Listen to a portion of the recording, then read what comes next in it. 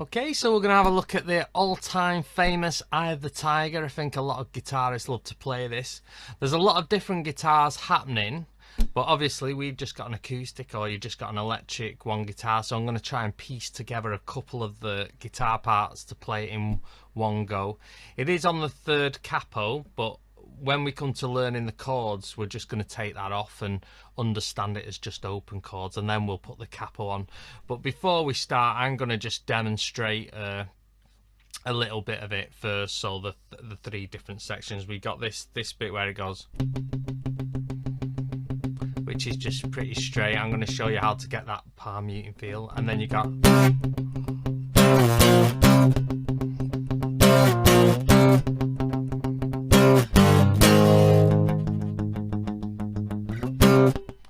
and that's the intro bit. So I'm mixing which is just a single guitar on its own, and then over the top you got the drums and the guitar going. So I'm fusing them two parts together, which I think you need to. If you're just on your own, you need to feel them in between little notes.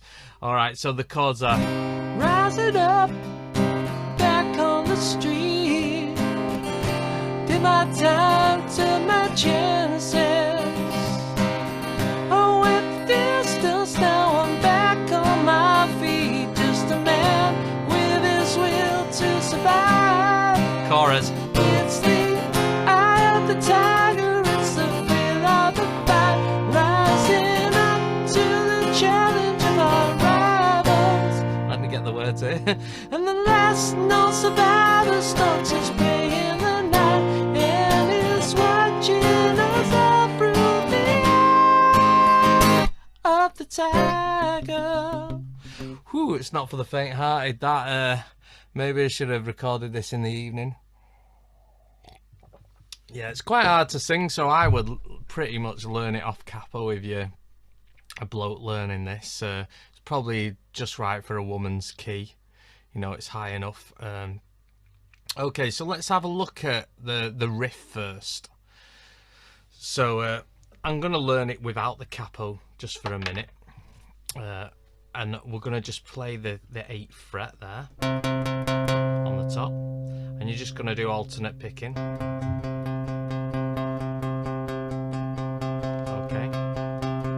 Now you hear how that note is open. We want to use palm muting.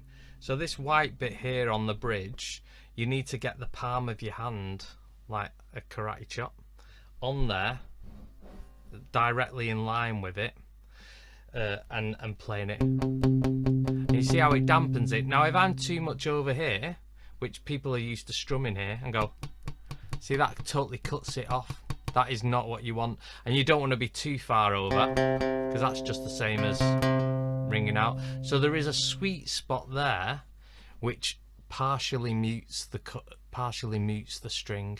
So if I was to go too far over and then just move my finger back, my hand back, you can see there you start to hear the tone of the note. So you'll find it by moving your hand backwards and forwards that you'll get that.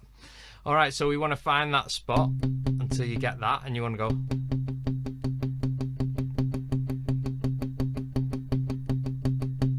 And then we're going to do something which is a power chord. So your first finger is going to stay on the 8, and this little finger is going to go on the 10. So you're going to play that together, just them 2 strings. Don't go, don't hit all the strings. You're just going to hit them 2 strings like that. And that is 8 and 10. So when you're looking at the tab music, you want to be looking at the lowest number, because that is where your finger leads. Most people's eyes gravitate to the biggest number, and they get it in the wrong place. Okay, so you got this 8 and 10. See there, 8 on the 6th string and 10 on the next string down. So that is that. So just plucking them 2 strings. And then what you're going to do is you're going to play it again, but then it moves the power chord down to the 6th fret and then back up to the 8th, so it goes. Now if you watch my fingers here, I don't let the power chord break down. What I mean by that is I don't suddenly my fingers go together and go. You've got to keep the shape of the power chord with the 1 fret in between, so see that? almost like super gluing my hands into position. So dun, dun, dun, dun. Okay, now what you might not want to do is have your hands all hooked around like you would do on open chords. What you want to do with this is, to be able to strum it, have your hands kind of flat. So you're just pressing on with these two strings, but this finger and this finger are just slightly touching them strings. So they're kind of muted. So you can go, you can hit all strings, but you only sound in these. And you won't hear the clicking noise over the sound of these. Okay, and then you do that again. Alright, and the last one is 10, sorry, 10, I said the biggest number, 8, 3, 4, so 8, 3, 4, so it goes 10, and then 10, sorry, not 10, bloody hell, Dave, you need to sack me, 8, so the first finger's on 8, 8, 6, 8, 8, 6, 8 again, and the last one, 8, 3, 4. Okay, so adding in the little bit in between, so the 8th fret, so I'm going from full sounding chord to that palm muted, so okay, the next bit goes,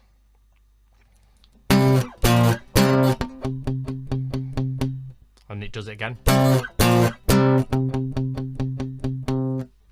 and the last bit goes like this. So then where you end up on the 4th fret, you just do a bit of palm muting there on the 4th fret. Okay, so I'm going to show you that whole riff. So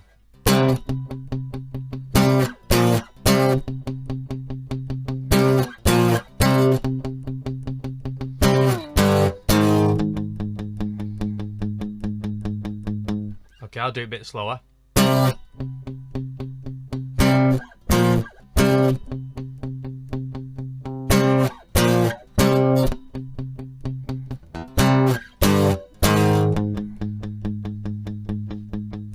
Now, if you to put the capo on that now, the only difference would be is when you come to do the power chord on the 3rd fret, because this is already on the 3rd fret.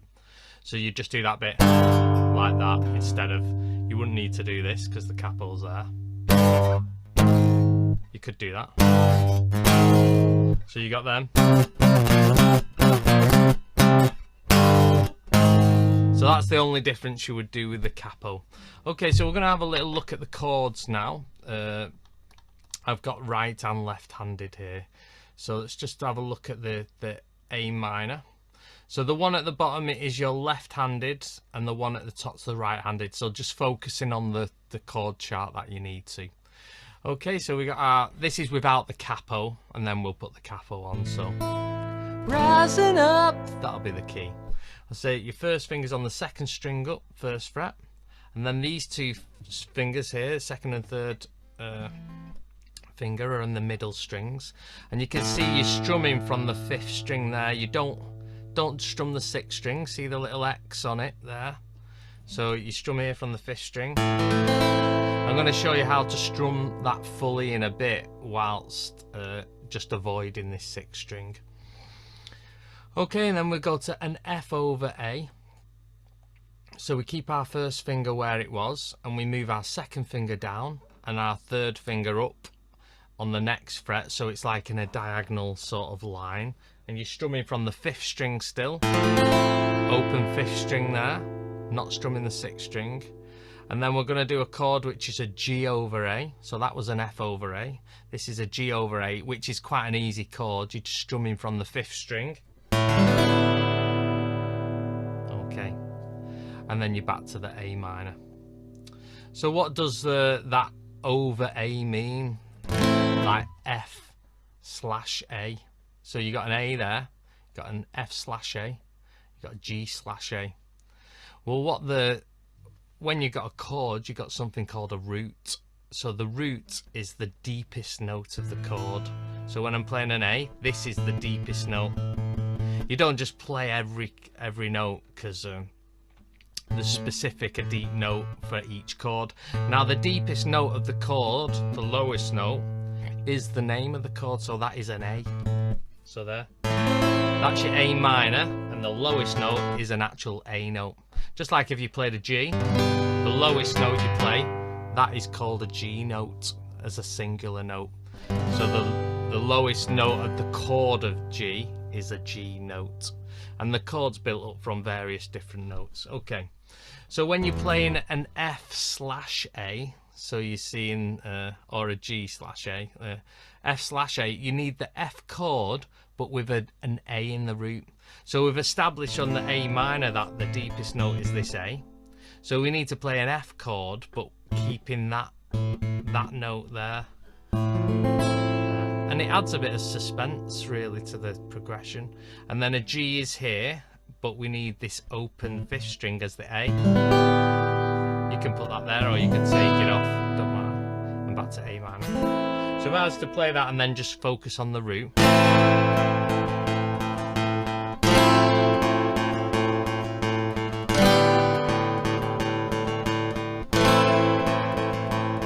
You can hear that bass note is binding all them chords together, and that is what you call pedaling the bass note. So you've got the A minor, the F over A, so you got an F chord with an A in the bass note, and then you got a G. If you look here, G over A, so the A is the deepest note. Okay, so it is important that when you play a chord, when you say I'm playing a C, that the deepest note of it is the C, because if you change the deepest note of the chord, it then ends up being a different chord. Okay, I don't think anyone explains that much when you watch tutorials, so I thought it important to say it. So here we go, let's just try the first two lines here. So you can see each chord has 4 beats to it. So A minor, 1, 2, 3, 4, F over A, 1, 2, 3, G over A, and then A minor. So how do you stop that 6th string being strummed when you're doing this? Hitting it by accident. I don't know if you noticed, but my thumb here was always touching that string the whole way through. So that means I can strum now, and the deepest note you hear is going to be this 5th string. So there, if you watch this, my thumb, A minor, my thumb's there. F over A, my thumb's there. Even on the G over A, you're not going to hear that 6th string accidentally. Okay, so that's a subtle detail that is pretty goddamn important. So A minor, 1, 2, 3, 4, F over A. I'm not pressing down on a note on that thumb, I'm just barely even touching it. Okay, and that does it again. So let's just play this. A minor, 3, 4. Rising up, back on the street, did my time, took my chances, with the distance, now I'm back on my feet, just a man with his will to survive. Okay, so it does the second half of the verse. The only thing that changes is at the very end it goes, we have a chord, so G, A minor. Okay, so it's got a little minus before the chord. That means that it's on the upbeat, so it's on the offbeat. You're pushing that chord. There's a lot of like saying pushing, offbeat, upbeat. They all generally mean the same thing, and what that means is you've got your strumming pattern here. Up, that is the upbeat because you're strumming it up. That is the offbeat, and that is pushing the chord generally, pushing it because you're coming in with the chord early because it's not on the downbeat. Okay, so you really, if you know the song, you can just play the chord when you hear the singing. So it goes, fight just to keep them alive. It's the. So them chords go with the words. So here, A minor. So many times it happens too fast. You change your passion for glory. Don't lose the grip on the dreams of the past. You must fight just to keep them alive. It's the. Okay. And then we got a D minor. Let's just go through a D minor chord. Where are you? Here. So first finger on the first fret, first string, then 2 there, and 3. Eye of the tiger. Let's just have a recap of C. You notice they have X's on there. The D minor has 2 X's, so you can get away with accidentally hitting this 5th string. It won't sound too bad, but make sure you are muting the 6th string. Then you got your E minor. Okay. Alright, so let's go for the chorus. Let's get this so it looks kind of nice. So I'll just play the chords. So D minor, C to G, pushed, D minor, and then A minor's 1 beat, G is for 3. So that A minor to G there for one beat on A minor, 3 on G. So 1, 2, 3, 4. So see, the A minor was 1 beat. 1, 2, 3. Next line, D minor, and then C, push the G up, and then the last line, D minor, 2 beats, E minor. F is 1, 2, 3 of the tiger. So the F is 1, 2, 3, and you got to stop there. Okay, I'm going to play that chorus too nice and slow. So D minor. Eye of the tiger is the thrill of the fight, rising up to the challenge of our rivals, and the last known survivor starts to spring in the night, and is watching us all through the eye of the tiger. So I'm going to show you the just a bit of the verse and the chorus with the capital 3 on now. So once you've done the intro, and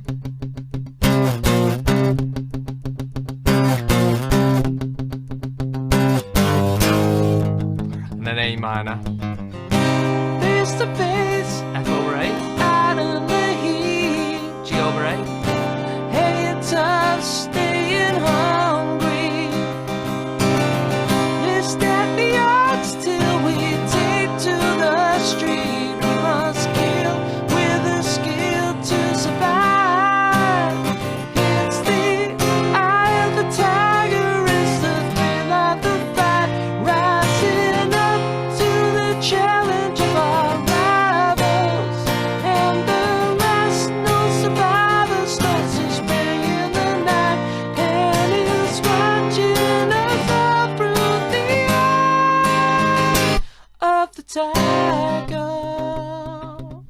Okay, yeah, and that is it pretty much. Nice tune, good fun tune, good uplifting tune. If you want to sing it with your family members or your mates, whatever, you know, I think everyone will get into that. If you just suddenly started cracking that out on the guitar, I think everyone will be like, yeah, feel good. So yeah, hope you enjoyed that. Thanks for watching. I will see you next time. Bye bye.